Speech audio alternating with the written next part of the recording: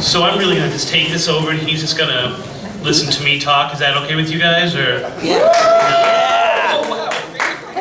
I'm Chris Balzano. Thank you guys very much for coming out. This is actually our first Creators Track interview, and we got the big one.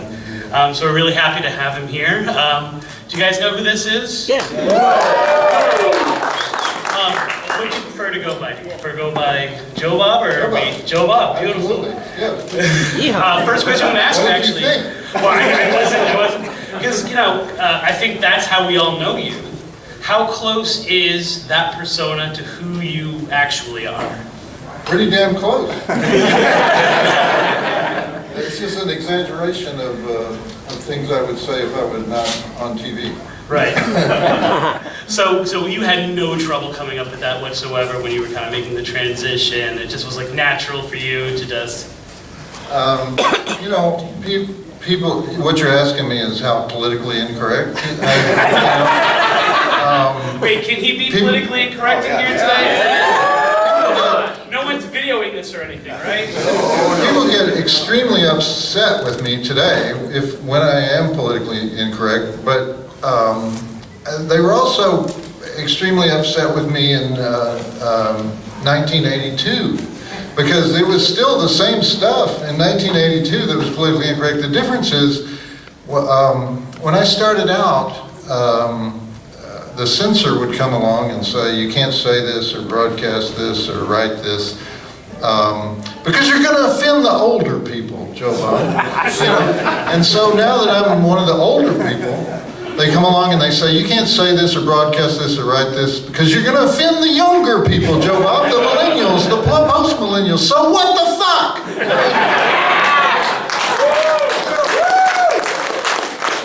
I admire people who do stand-up comedy, which I used to say was the last place in the world that was uncensored. Right. You could say anything you wanted to, and in stand-up comedy it was okay. The stand-up comedy stage was like, they used to say the pulpit was protected, you know, the church pulpit was protected. You couldn't sue somebody for something they said in the church pulpit. And I always thought the same thing was true of stand-up comedy. Increasingly, that's not the case. You know, people go with, people are working out material, and people will go with cell phones and record the material and then try to humiliate them online or everything. But stand-up comedy is still the most free place for speech. Right.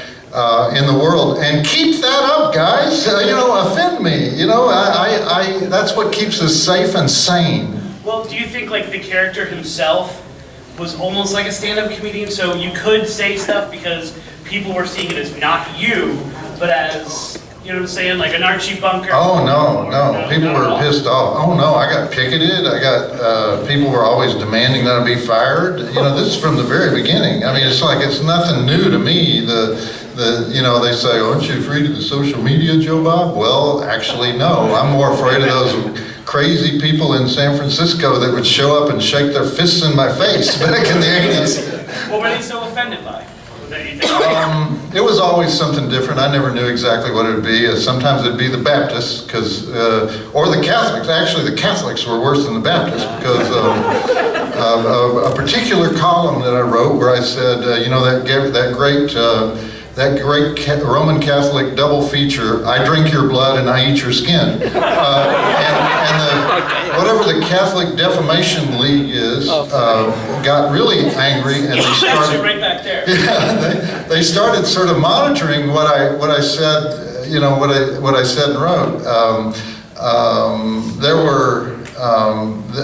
were every kind of protest. Actually, I made a lot of gay jokes in the early days, and that's the only group that did not protest. You know,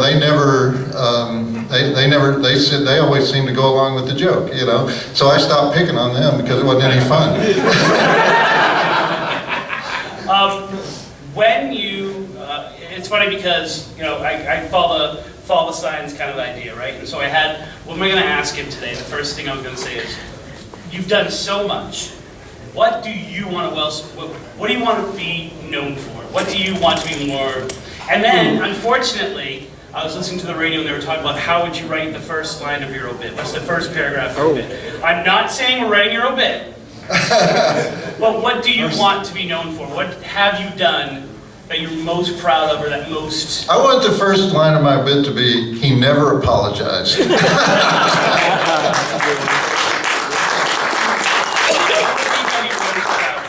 most like that you... You know, I'm the kind of guy that always looks back on it and shudders and trembles at how bad it was. So I'm not the person to ask about, you know, what I'm proud of, because I always look at it and I wince and I go, oh, that could have been better. Oh, I missed that. Oh, I should have done that. And so, like, I don't like to watch myself on film or TV, and I don't really like to reread things that I wrote years ago. Sometimes you have to do it, you know, because somebody wants you to talk about it, you know, but I'm always just focused on the next thing, and so mainly out of fear of what I might find in my past. I'm going to open it up for you guys to ask some questions, but before I do, I think there's one question that a lot of people have, which is, what's up with Halloween 3? Oh, well, you could ask Darcy the mail girl. She's here in this room somewhere. She's channeling Elvira today, so she looks like Elvira. It's actually just our cheap attempt to you know, take pictures of her instead of Elvira. Turn the camera around that way and just... Anyway, I don't remember how it started. Actually, I think it just came up. It just came up naturally because years ago, when I was showing the Halloween films on TNT, I ragged on Halloween 3, and it turns out to be one of Darcy's. There she is. It turns out to be one of Darcy's. A star. Half a star. Half a star. I gave it half a star, and because it had no Michael Myers and it had no Dr. Loomis, and it, you know, it didn't have the Halloween elements. I know now. What I did not know then is that John Carpenter was going to try to do a sort of modern streaming horror thing where you have a different cast and a different story, or you have the same cast yet a different story, or you have, you know, he was going to mix it up and do a, you know, each successive Halloween movie was going to be a different theme with a different cast and everything. Well, the box office was so bad and the critical reception was so bad that John Carpenter and Deborah Hill sold their interests in the whole Halloween franchise. They sold their interest to Mustafa Akkad, who was the money guy on the original Halloween. He wasn't, he may have been the executive producer or some title like that, but he was basically the guy who raised the money. And Mustafa Akkad just wanted the Halloween franchise so that he could raise money to do his Islamic films, his big budget Islamic films, which he thought were going to bring about world peace. And he did a couple of those. And, but he thought, oh, here's my cash cow that I can use for my Islamic film. So he wasn't exactly a Halloween fan, you know, but he actually did believe that Michael Myers was the key to keeping the franchise alive. And he turned out to be true, I think. You know, he turned out to be right about that. So anyway, so I was ragging on Halloween 3. Somehow Darcy found out about that. It's one of her favorite movies. She starts a campaign to get Halloween 3 on the air, making my life a living hell, because then I had to go to the director, and the director goes to the producer, and the producer goes to the Shudder curator, and then the curator goes to Craig Engler, the head of Shudder, and then they try to get the money, and then they go to whoever owns the rights, and they try to get the rights and everything. And so the bottom line is we totally failed in getting the rights to it, and so it became worse. And so Darcy went and got Tom Atkins involved, and Tom Atkins is all over my ass now because, you know, she went to some con where Tom was there, and they bonded, and so now Tom Atkins is saying, when are you going to show Halloween 3? When are you going to show Halloween 3? And so we got this thing going on, but we actually really did try to get the rights, and they're just, right now, the HBO has them. We tried to borrow them, You know, one-time screening? No, absolutely not. You know, and so you know, whenever HBO lets loose of them, we'll show Halloween 3. I still don't think I'll like. You know, it's like rewatch it, Joe Bob. If it didn't have the name Halloween on it, you'd like it. You know, okay, I'll rewatch it, but I still think it's going to suck. That was a beautiful answer, but you didn't answer the question. Why is it such a bad movie? How many of you guys are fans of Halloween 3? I can't honestly answer the question because I haven't watched Halloween 3 since 1984 or whenever it came out. When did it come out? 1984, 1983, 82. Okay, so I watched it in 1982. I'll watch it again in 2021 when we show it. Does anyone have a copy they can let him borrow? Sure, I've got plenty of copies. You've already sent me the copy.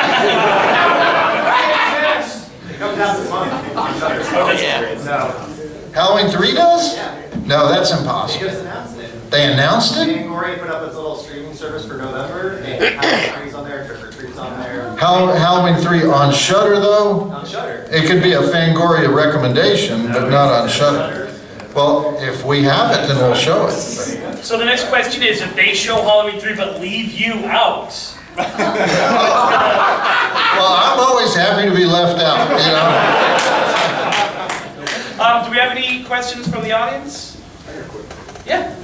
You didn't start out with Joe Bob, you started out with a Latino name.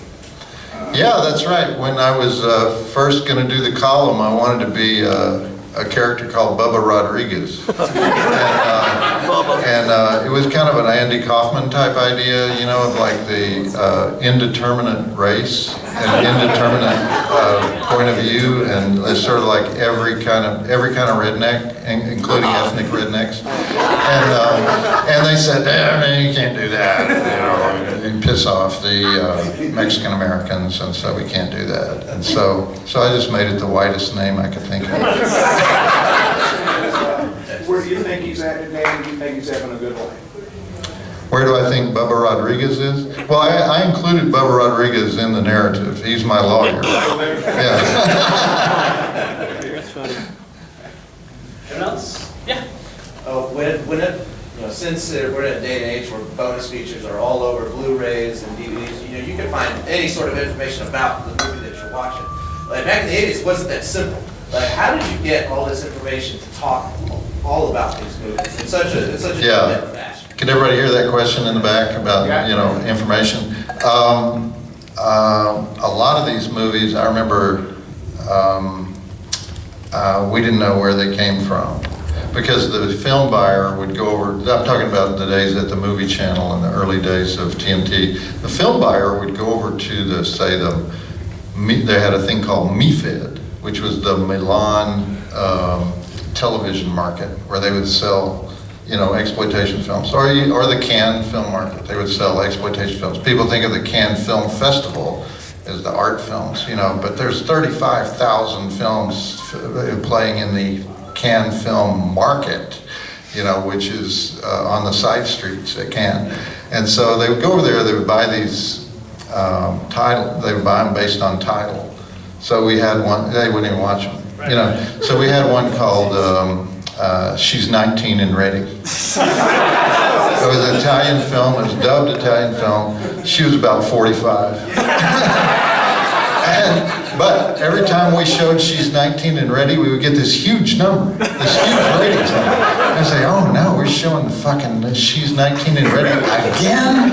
And you know, we would show it like for the fourth, fifth, sixth time. You know, it's like, I don't have anything more to say about She's 19 and Ready. You know, she's not 19 and she's not ready. That's all I can say. You know, and so I don't know who made She's 19 Already, who really made it, because first of all, it's an Italian film, they always fake the names. So it would have an English name on it. It would be an Italian disguised as an English name, and they would, you know, change all the names of the actors, change all the names of the crew, so you wouldn't know it came from Italy. And so we didn't know where these movies came from or who made them. And in some cases, I would know somebody that worked on them. You know, if it was a really, really cheesy, cheap movie made in America, I could probably just call somebody. because my original contact as far as B-movies go was Roger Corman. And many people worked for Roger Corman, like Jim Wynorski and Fred Olen Ray and other directors. So I could just call them up and say, where did this come from, Fred? You know, and what did you, you know, who paid for it? You know, who is this that's in it? You know, so you could find out certain things over the grapevine. But before the internet existed, there was really no. There were like maybe 4 books that were written on exploitation films, and there was one great one, the Encyclopedia of Horror. It was written by an Englishman. I can't remember his name right now. But that was a great book. But the Psychotronic Encyclopedia was a lot of times, well, yeah, okay. But it didn't help me because a lot of times all he had was the poster. And so he was just, you know, reprinting stuff that was on the poster. He hadn't seen the film either. And so there wasn't a lot of information on exploitation films because they were disposable. They were considered disposable trash, you know. Once they played off for one week, you know, they would go through this. We had a system in the country of sub-distributors. So, for example, there would be a guy, like Florida was Atlanta. So the guy in Atlanta would have Florida, Georgia, Alabama. So the sub-distributor there would do his own ad campaign for the film, and he would book all the theaters himself, and he would play them probably for 1 week. And then he would send all those prints to North Carolina, because the North Carolina sub-distributor had North Carolina, South Carolina, and parts of Kentucky. You know, and then he would play it for a week, and then he would send it. But they would each have their own ad campaign and everything. And then once the film was gone, it was gone. You know, the reason some of these films were saved is that the sub-distributor would go out of business, and he'd have a bunch of prints in the bankruptcy court. And so the film collectors would go into the bankruptcy court, buy all the prints, and hopefully they would eventually make their way to a film archive somewhere. But some of these films literally, and some of them didn't survive. There's no 35mm print of some of these films as recently as, you know, films from 1985, 1988 or something. They might exist on some kind of cheesy video version, you know. And they have techniques now where they kind of can fake enhance it, you know, they can like make it look different than it's supposed to look so that it looks like it's on film, but a lot of these films actually disappeared. I wonder if it cuts both ways. Did you ever have anyone call you out on something you had said? Like kind of like pre-fake news, fake news? Oh, all the fucking time. I mean, it's like, oh, especially today. You know, it's like you miss one thing. Just Friday night, I said 5 different people played Michael Myers, and in the original, and I immediately got a tweet or something from somebody saying, by my count, Joe Bob, it was 6 people. And named them, you know, and so, you know, no, you know immediately when you're wrong. How about back then, though? Could you say something that was thought to be common knowledge, or that someone had told you you weren't able to back up, then someone... There was no such thing as common knowledge. I was the only guy writing about these movies. There was nobody that cared about the movies. John Waters had written a book that celebrated some of the directors. There was a guy in New York who published a fanzine called Sleazoid Express, and there was me. And that was it. And we were the only people who went and watched these movies when they came out every week. And so there was no body of opinion about these movies. And many of them that were, you know, that we celebrated at the time, you would go into like 30 years of obscurity and then suddenly become hits again.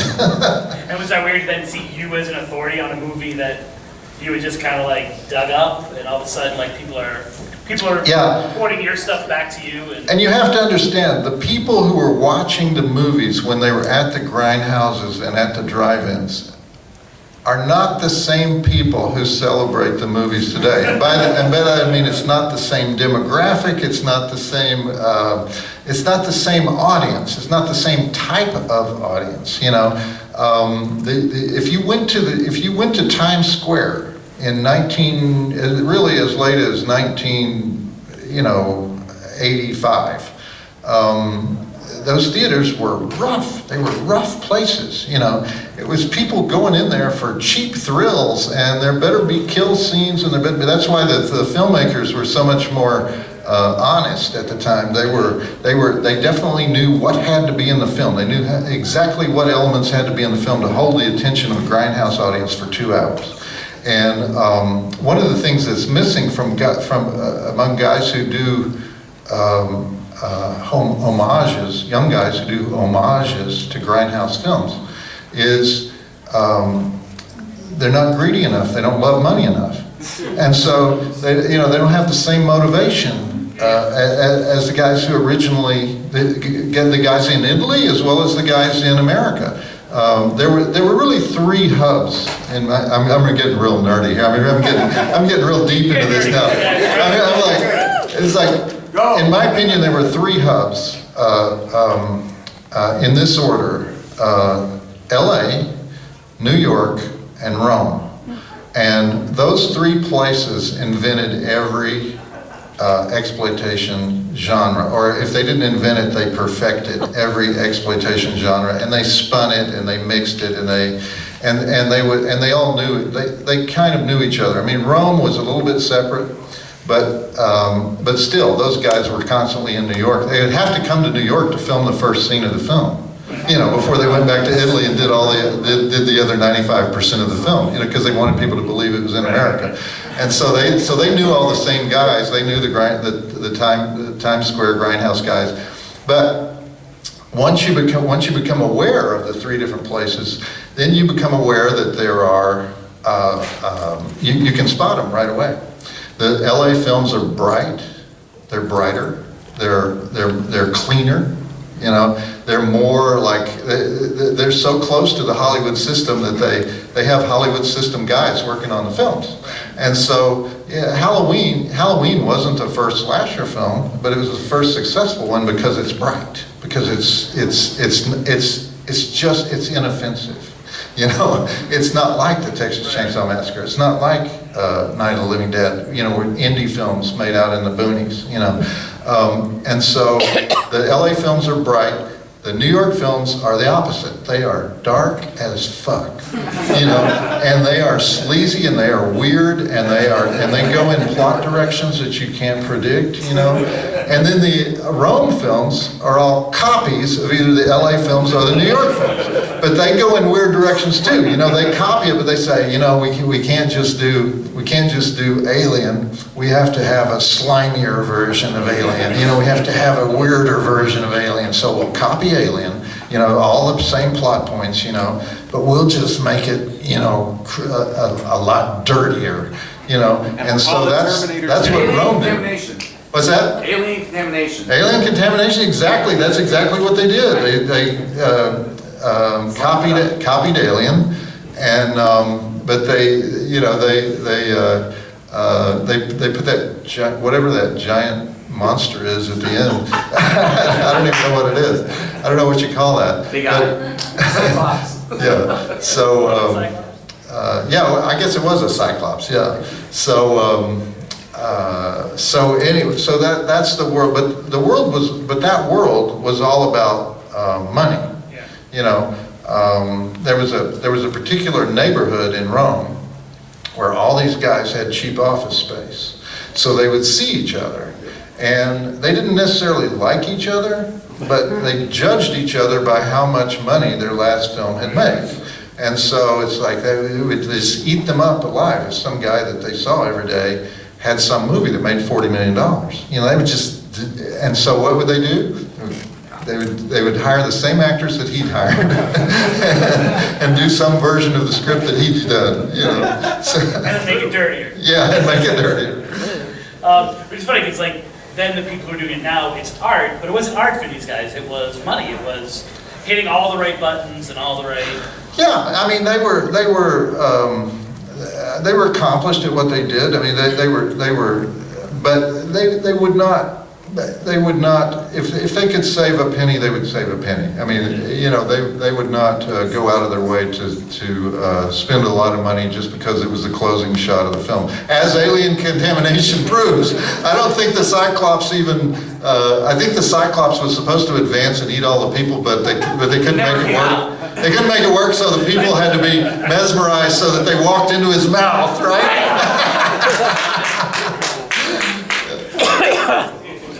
Yes, back there? How can I get your book without selling a kidney? Oh, which book? All of them. You know, before we had the marathon, the marathon last summer, summer of 2018, those books were selling for a penny. You know how they have those books on Amazon where they're a penny and then the shipping is $2.99, so it's $3, you know. And then after the marathon, because there were so few of them, everyone says, is this a first edition? And I'm like, they're all first editions, but no such thing as a second edition. After the marathon, the day after the marathon, one of them was selling for $5,000. Apparently, they have an algorithm. They have an algorithm on Amazon that if everybody's requesting a certain title all on the same day, so it just automatically, raises the price. And so now it's settled back down. It didn't stay there. It settled back down, but they're still way too expensive. So I'm talking to my, although I'll tell you what, a lot of libraries throw them out all the time. So if you go to a library sale, where they're selling their stock, a lot of people bring them to me as a Collinsville library.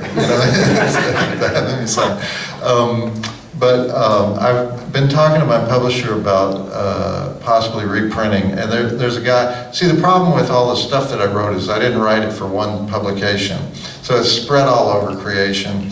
And there's a friend of mine who's a journalist in Cleveland named Ben Nagy, and he's a very anal guy, and so he has been he's been figuring out where all the stuff was printed and making like a master spreadsheet of all the columns and articles and everything. And so now the problem with that is, the original book, Joe Bob Goes to the Drive-In, is like about, I don't know, it's about like 280 pages, 300 pages. And we skipped over some of the columns. We didn't put them all in there. And that's just the first year and a half, maybe, of the columns. And so, first of all, if we just reprinted that one and we put all the columns in there and all the material that went with the columns, it'd be a 500-page book. And so, I don't want to put out a 500-page book. And then I said, how much more? Because there's one additional book. There's like the columns that came right after that called Joe Bob Goes Back to the Drive-In.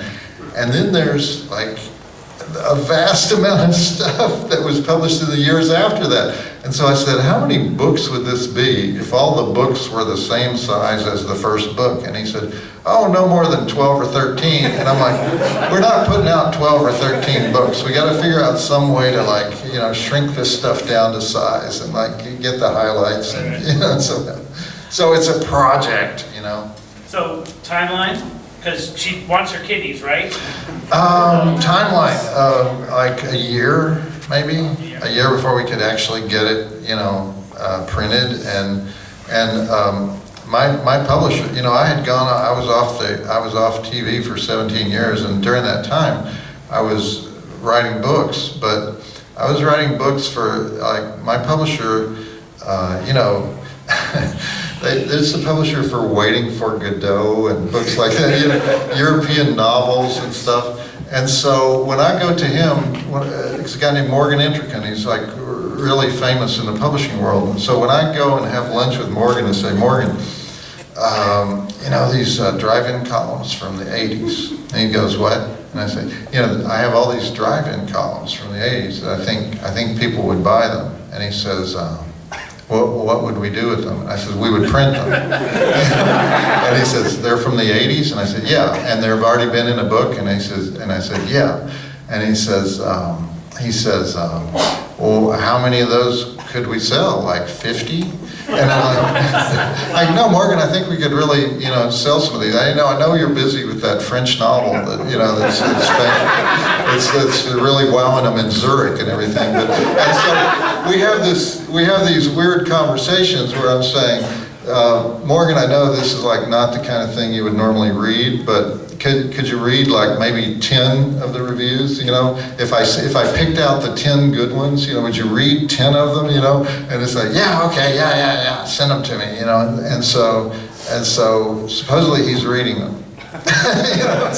But I have this sort of hoity-toity publishing company that I've always worked with, and I like them and I like working with them, but I may have to break ranks with them and go back to the original book was published by Dell, which at that time was a cheap paperback company.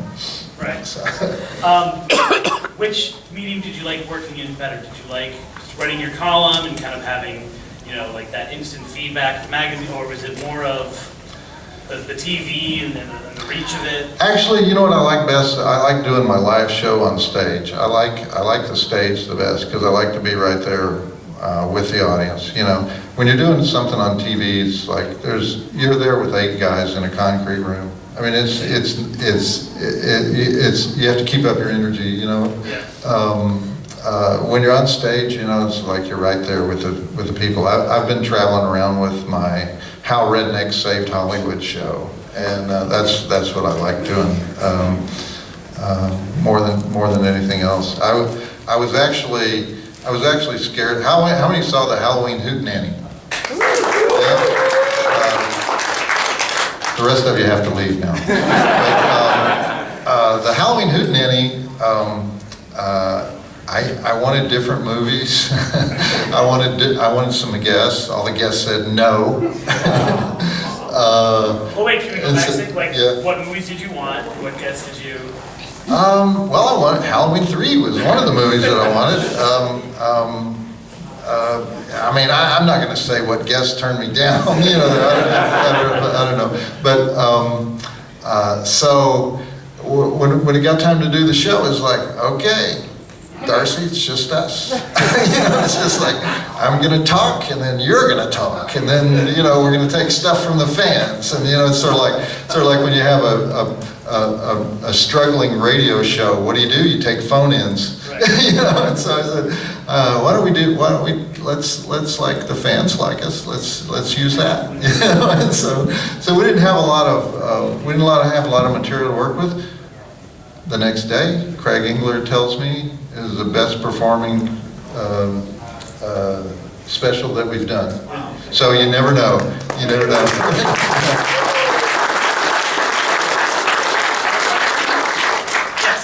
I would say that we're from San Francisco, and we loved your column, and I looked forward to the Sunday Pink section coming and getting to read your reviews, the Joe Bob Biggs at the drive-in. Oh yeah. I loaned your book around and never got it back. Oh, really? My copy's somewhere in San Francisco. When I had my syndicated column in the 80s, the San Francisco audience was my best audience. I used to go there. There was a club, there was a nightclub called Wolfgang's in I forget what neighborhood that is. North Beach. That's right, North Beach. A dangerous neighborhood at the time. I mean, and they had punk acts and they had me. So if there was not a punk band there, then I was there. And it was Phil Graham's club. I mean, he had he was a famous concert promoter, but he also had small nightclubs. And every time I would go there, they would be great. Now, what's interesting to me is that San Francisco was always accepting of anything that was different, and so at the time I was considered different, and then as the years went on, San Francisco became more and more, I would say, judgmental of the kind of acts that play there. And so I'm not sure I would be that well received today in San Francisco, because I normally do that redneck show in redneck places. But at the time, it was, of course, it was the heyday of like Robin Williams was there, and you would just see him around. It wasn't like he wasn't a big star. You would just see Robin Williams around. He would be working out at clubs, in San Francisco, and it was a very free atmosphere. Carol Doda was still on stage, the Twin Peaks, the original topless dancer, the original go-go dancer. She had her own club and everything, and she came to one of my shows, and we gave her a Lifetime Achievement Award. We gave her 2 Lifetime Achievement Awards. Where does the act play better? In the redneck areas or in the cities, and has that changed? I used to only do it in the South. I used to only do it in places that love their Confederate monuments. And then this guy asked me to do it in Boston, and I went up there and did it at the Coolidge Corner Theater in Boston, and they didn't kill me. And so since then I've done it everywhere. I mean, I've done it in Minneapolis, Portland, Milwaukee, places that are decidedly not a redneck. But I'll tell you what, every redneck in town shows up. So. Having lived in that area for most of my life, I can't imagine any rednecks in the Coolidge Corner. So. Oh yeah. There was. I said to the manager, I said, make sure every redneck in Boston shows up. Both of them, and he said, oh no, we have rednecks. He says, now they're going to be Irish, and I said, oh, that's the best kind. Send them.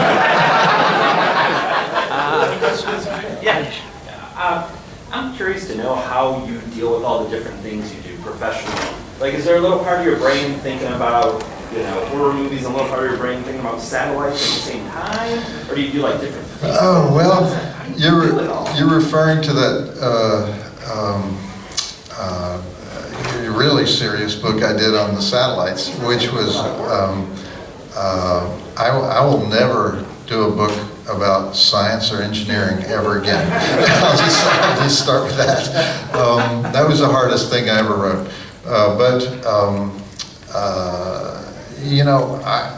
I have always just followed the money.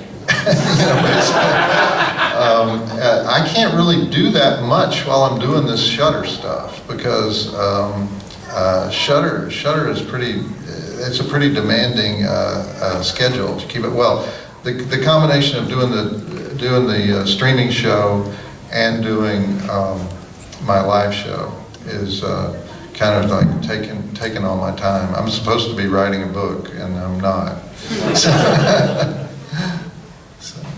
Yeah, back there in the green. I just wanted to remark that we found you way back, like 1990, they used to publish your column in the Stars and Stripes newspapers for the military.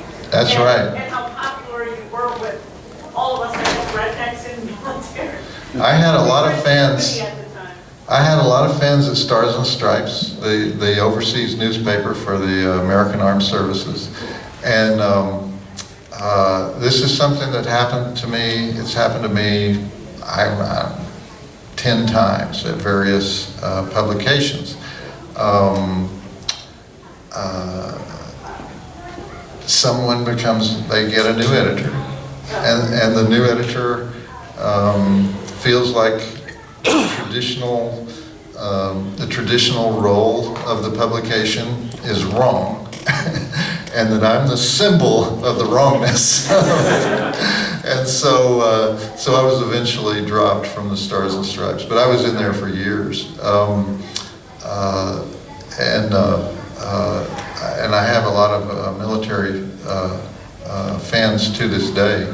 We just read a letter on the air Friday night about some guys at Fort Stewart that were violating their orders. They were supposed to be on maneuvers, learning how to do night vision driving, and one of them said, said to the sergeant, "Sergeant, it's 2100, meaning it's 9 o'clock on Friday night," and they put his Android phone in his helmet so they could watch Last Drive-In. So they could all gather around in the woods, 15 soldiers at Fort Stewart watching Last Drive-In.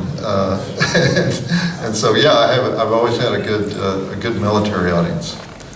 Has there ever been a movie that was so bad you didn't want to approach it, or you didn't know how to approach it, or Well, you know what, it was too good and it was like you couldn't find an in? Towards the end of my years at TNT, they were switching over from, they wanted to be a female-friendly channel. Yeah. That was the marketing research. They said, we want to go from being, they were like 55% male, 45% female. We want to go to 60% female because that was going to be more money for them.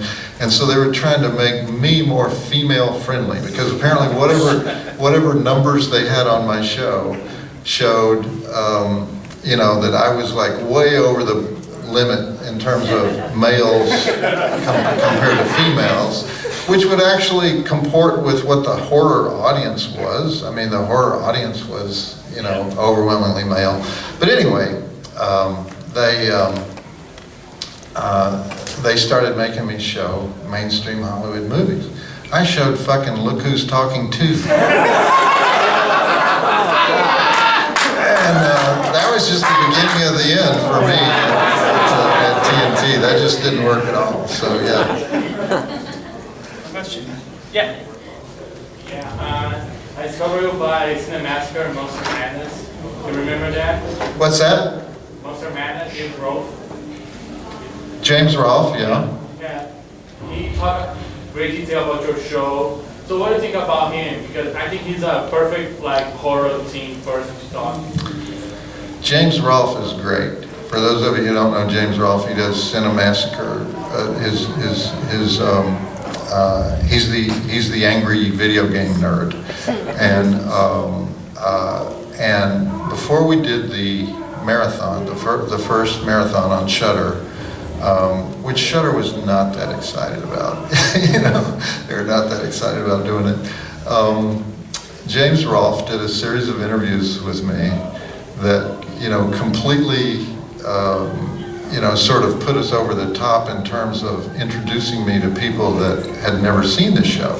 Because I was fine with all the people that had seen Monster Vision, because let's face it, I was just going to do Monster Vision all over again. It's not like we were changing anything about it. But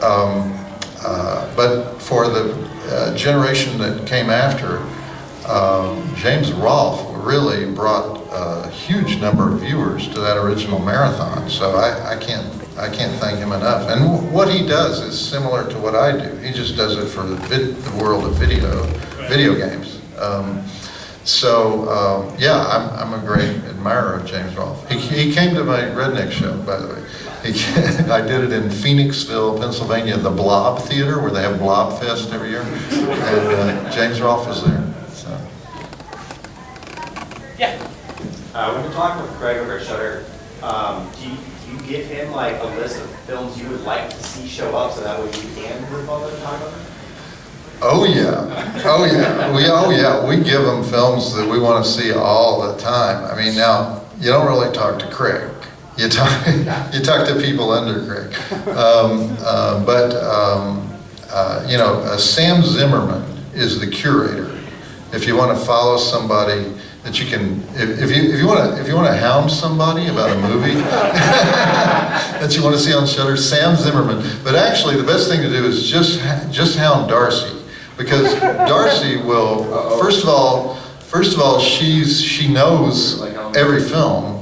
I mean, and she'll tell me about films that I'm not aware that they're that popular, because I saw them at a time when they were not popular. And then they became popular later, So she'll tell me about films that are, this film's having a resurgence. Suddenly, people want to see this film again, even though it's 30 years old or whatever. And so she tells me, and then I tell Austin Jennings, the director, and then the director tells Sam Zimmerman, the curator, and then Sam Zimmerman tries to get the money from Craig. And we assume he's trying to get the money from Craig. We don't know what he's doing really, But that's kind of how it works. And we're not the biggest dog in the pound, you know, when it comes to people that want to license these movies. There's a lot, you know, bigger players that sometimes want the same movies that we want. So. Is there films that are so old that it doesn't even matter? Like, well, there are films in public domain, and that doesn't matter. I mean, there are films that are old in the, you know, public domain films are dicey because on the one hand, you just show the film. On the other hand, somebody is selling you their version of the film. Somebody is selling you their copy of the film, right? And so you got to make them happy. And then the lawyer is going to tell you, somebody's going to claim this film. We shouldn't buy this film. Somebody's going to claim this film, and then we're going to owe all this back money for all the times we showed it. And so they're kind of afraid of the free films. They would rather pay somebody for a film where they absolutely know they have the rights than to show a free film. But yeah, those films tend to be older, although not always. Not always. You know, certainly. If you wanted to show the Universal monster films, those are going to be expensive, you know. So, has there been a movie that you've dramatically changed, like on a second viewing, like you absolutely loved it, but you found it amazing, or the opposite, like you absolutely hated it, and then you fell in love with it, like either because it got popular, so in a resurgence, you had to go into it again, or whatever? No. I tend to. I mean, one opinion and that's it. Well, you know, when I watch it, you know, I watch it intently, and I might, you know, move it from 2 stars to 3 stars, or 3 stars to 2 stars, or something. But you know, no, I don't think my opinion changes violently from just because it becomes popular, or just because it becomes unpopular, or whatever. You know, there are entire genres of film that have disappeared. You know, like that I enjoyed, like the 4 Guys Trying to Get Laid film, or whatever you call that, the high school sex farce, or the college sex farce, or whatever. You know, 4 guys on spring vacation, they're all trying to get laid. They don't get laid. None of them get laid. But there are all these, you know, zany adventures with girls in bikinis. And so that was a genre for a long time. And it was, there were variations of Tom Cruise's first movie was one of those. What is this movie? Losing It. What is it? Losing It. Losing It. Losing It. And wasn't that the movie? Losing It, where Tom Cruise and a bunch of guys go down to Tijuana, right? And then I was talking to Jim Wynorski, who made quite a few of those, and I said, "Hey Jim, you ever get a script for one of those today?" And he says, "Yeah, I do, and I would never make one. That's suicide." You know, it's just a dead genre. It's totally dead genre, you know. And so now horror, interestingly, the horror audience loves the bad ones almost as much as the good ones. And so the subgenres don't disappear. For example, you would expect the cannibal genre to be gone, right? No, it just gets stronger. But they're not making any new ones. It's not like they're going down to South America and killing more animals so they can make more cannibal films. There aren't any new, there's nobody who comes out of film school and says, "Okay, we're leaving for Lima tomorrow. You know, we're moving the crew into the jungle. We're going to hack some heads off some turtles. We're going to make one of these cannibal movies." You know, no, there's like nobody will ever make another one, and yet the old ones, you know, are increasingly considered, you know, cult classics. You know, and the people who made them were pretty vile people. I mean, there's not much, you know, there wasn't much, you know. Ruggiero Deodato, yes, you know, not a nice guy. You know, not one of the supreme, not a cuddly guy. You know, it's like, but he has this niche where he's famous. You know? And if you look at his previous films and the films he made afterwards, kind of a hack. But the movie that he's known for. You know, actually, I think there's 3 of them. I think he made at least 3, maybe 4. You know, I'm sure he thought, you know, it was one-time deal. We're going to make a lot of money on this. And so here he is coming back for retrospectives 40 years later, however long. Yeah, so. Is there someone? Yeah. Yeah, say, I grew up Catholic, and I love your Catholic goods. Don't stop. But my question is, you wrote an article about a few years ago about the making of the Texas Chainsaw Massacre. So I can't remember where it was published. It was a fantastic article. Texas Monthly, yeah. Can you talk a little bit about, I know you could go on for hours about this, about how organized crime is involved in the distribution, the funding? Organized crime owned it. Yeah. They bought it. They bought the rights to it. Bryanston Pictures was run by the Perino brothers, Butchie Perino and his brother, who were part of the Colombo family in Brooklyn. And Butchie went out to, Butchie was 400 pounds. He was a almost a cartoon mobster, And they went out to Hollywood and they set up a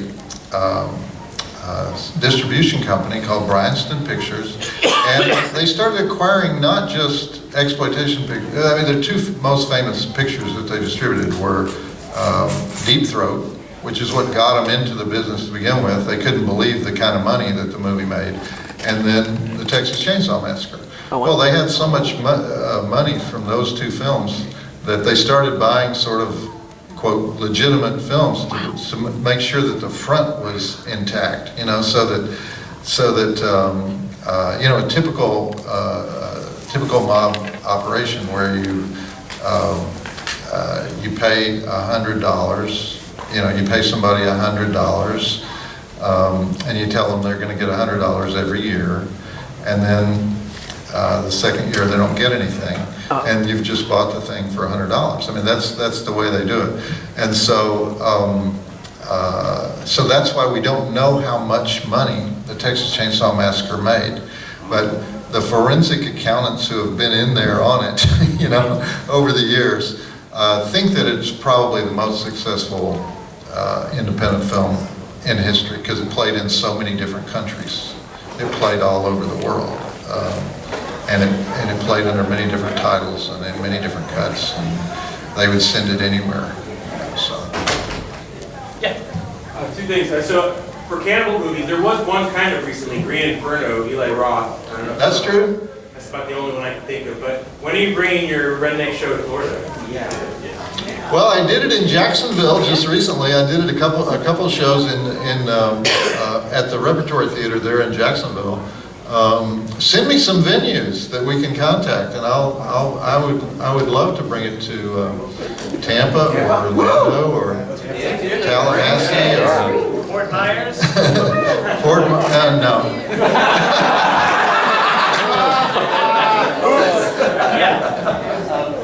When you made the first marathon at Shudder, were you expecting it to be a success, or were you thinking? No, I didn't expect the whole concept to be a success. I mean, I was the skeptic, Matt Mangiarides, a guy who worked for Troma his whole life, and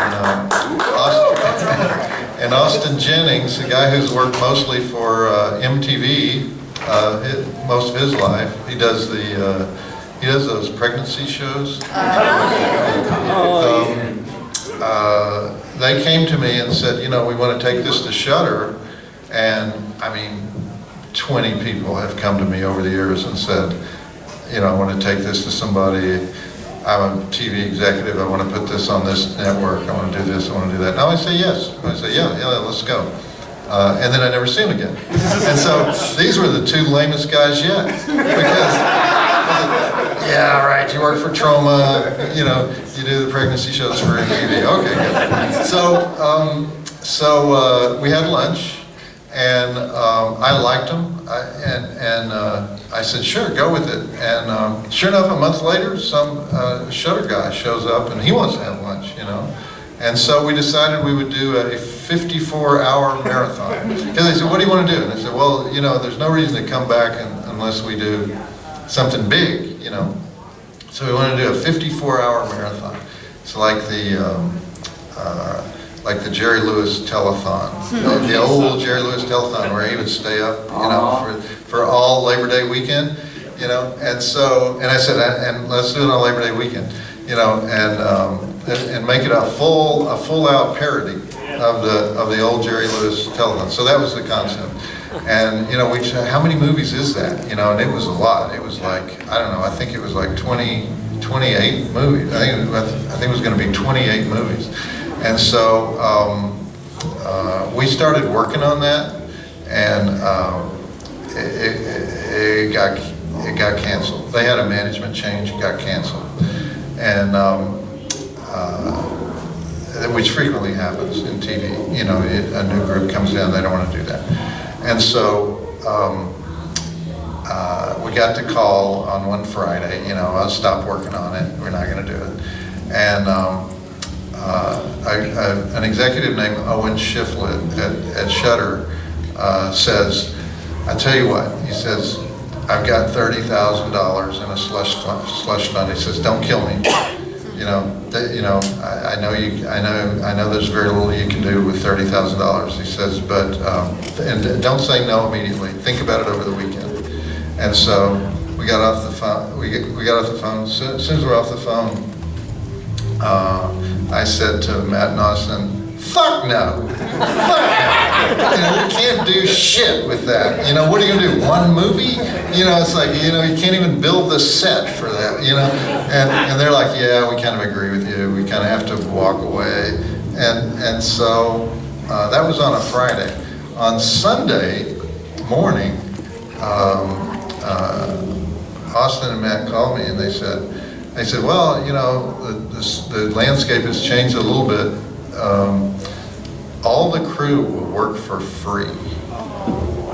And I said, well, fuck you, I have to write the thing now.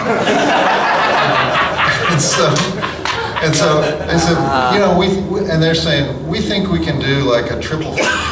And I'm saying, triple feature is like walking on. That's like a guest spot. You know, that's like being on the Ellen DeGeneres show for 10 minutes. It's like, that's stupid. You know, and so I said, well, what do you think we have to do? I said, well, I think we got to do at least 24 hours. It's got to be something big, you know? And so they said, okay, if you think you can do 24 hours, we'll do 24 hours. And so, you know, that's how it happened. We didn't have a studio, we didn't have a set, we didn't have anything. And so, and I said, what kind of show you want to do? And they were like, Monster Vision. And I was like, okay, but you know, what are we going to do to update it? Nothing. Well, you can't do that in TV. You can't go back 20 years. You know, they're like, no, that's what we're going to do. Exactly same show, exact same show. They're like, okay, well, at least I know how to write it, you know? And so we started putting it together, and Matt knew the people that do a reality show called Ink Master. The tattoo reality show, and Ink Master has a abandoned factory that they use as their studio in the slums of Newark, New Jersey. And they said, we'll give you a room. You can have a little room in our abandoned factory. And so I'll never forget. We go and we're all set up, and we have I said, who's going to build the set? This Japanese guy's going to build a set. He said, what? I said, he's going to reproduce Monster Vision? Well, he's not just an average Japanese guy. He's completely into Western cowboy stuff. He owns more bolo ties than you do. And that was this guy named Yuki Nakamura, who's still to this day the set designer. And it's true, he had more bolos than I do. He had more Western wear than me. We call him the Tokyo Cowboy, and he really is. He's the Tokyo Cowboy. And so he built that original set on that small room. We hardly even had room for, you know, it was supposed to be a 3-camera shoot. We only had room for 2 cameras. And so on the first day, we're getting there to get ready to shoot it, and Felissa Rose shows up, our main guest for the thing, and she says, "This is really special, Joe Bob." And I said, "What do you mean?" She says, "I just have this feeling. This is really special." And I said, "Felissa, do you realize we're in the slums of Newark? We have no money. we don't even have an accurate set. You know, the third camera doesn't work. Have you noticed any of these things? You know, oh, I just think it's special. Oh, boy. And so that's why we made, you know, Felissa a permanent part of the, Felissa's good luck, you know, she's a permanent part of the show. All right, guys, thank you very much for coming. Jovan.